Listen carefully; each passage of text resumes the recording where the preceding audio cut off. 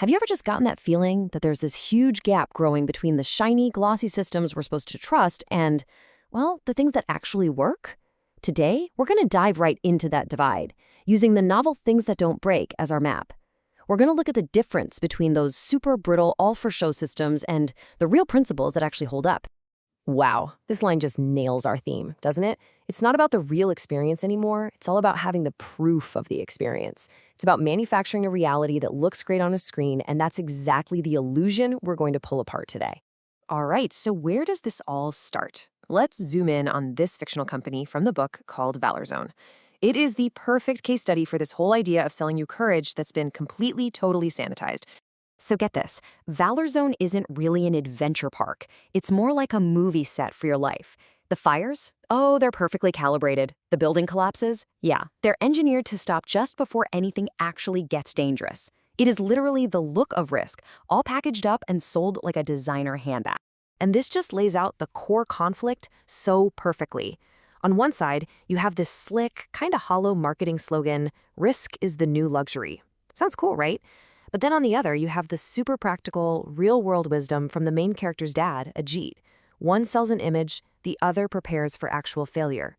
One's about how it looks, the other's about how it works. So you might be wondering, how on earth do they keep this whole illusion going? Well, it is all buried right there in the ridiculous fine print. You literally have to sign a form acknowledging the risk isn't real, but then you are contractually obligated to perform courage. And get this, you can actually lose your pay if you don't look brave enough for the cameras. The entire system is designed just to protect the fantasy, no matter what. But look, this isn't just about some crazy company selling fake adventures. It is a much, much bigger problem. Let's zoom out and explore what happens when our most important systems, like the government, start acting the exact same way. The book gives us this really powerful counterexample, a government team that models the climate. Now, these are the folks whose entire job was to build honest, complex models of what's really happening in the world. They were designed to see reality, not to manufacture it. So how does the system built on truth get taken apart? Well, not with a big bang, but with bureaucracy. It's death by 1,000 paper cuts. You see it right here, this slow, procedural death of integrity. You don't fire the people telling the truth. No, you reassign them. You don't argue with the inconvenient data, you just de-emphasize it. And eventually, you swap out that messy, complicated human expertise for a nice, clean, obedient AI that just does what it's told. And this right here, this is the heart of it. When a system becomes optimized for its own internal rules, it completely stops seeing the actual human beings it's supposed to serve. The book has this just heartbreaking example of an AI kiosk that denies an elderly woman her food rations because her cataracts don't fit the biometric scan. The system isn't broken, it's working perfectly. It just doesn't see her anymore.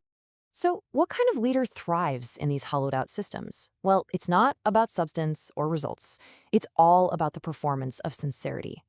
Let's meet Edward. He's a master of empowerment architecture and resilience synergies. I mean, it all sounds so inspiring, but notice what's missing. Anything concrete, anything you can actually measure. There's no budget, no models, no timeline. It's the language of inspiration, and it's used to avoid the hard work of actually doing something. And here it is, the masterstroke. A quote like this sounds so noble, doesn't it? But what it really does is give him the perfect excuse to avoid any kind of metrics or accountability. He's reframed a lack of planning as a form of bravery. It is a get-out-of-jail-free card for incompetence. The book just nails the diagnosis of this leadership style. For all the talk of flow and decentralized intelligence, it's actually a hidden hierarchy. All the energy, all the attention, all the power just orbits this one central person. It's not a network, it's a black hole. Okay, so we've seen all the brittle systems. Now, let's make the crucial turn. What endures when all of that performance art just crumbles? What are the things that don't break? The first piece of wisdom comes from Ajit, the engineer. And this isn't some fluffy motivational slogan. It's like a law of physics for systems.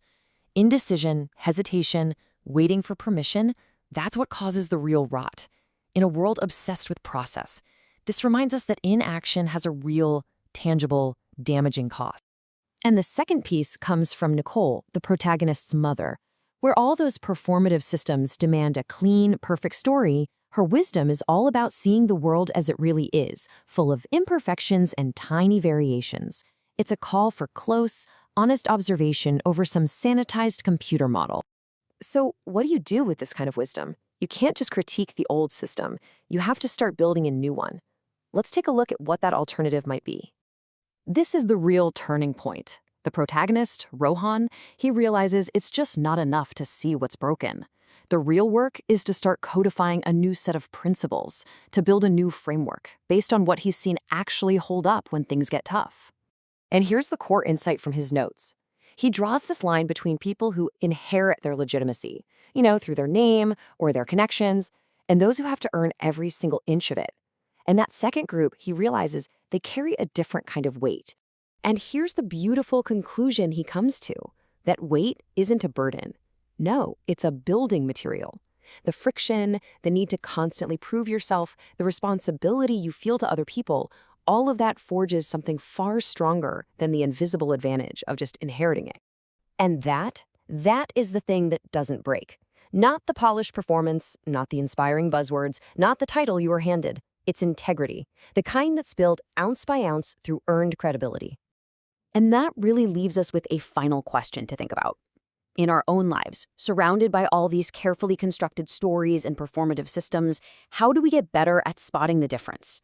The difference between what's just being performed and what truly holds. How do we find what's real?